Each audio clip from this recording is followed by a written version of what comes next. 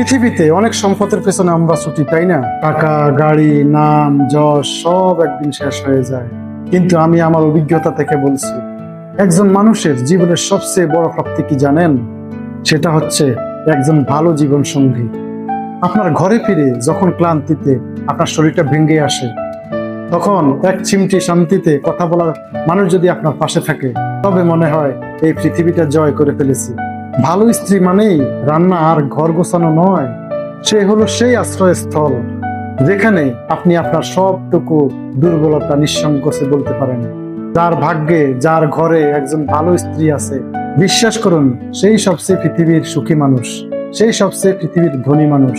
তাকে কোনো হীরা বা মুক্ত দিয়ে মাপবেন না কখনো।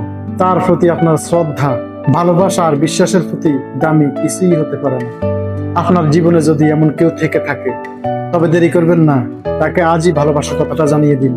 কারণ এই পবিত্র ভালোবাসার মাঝেই জীবনটা পূর্ণতা পায়। ভালো থাকবেন।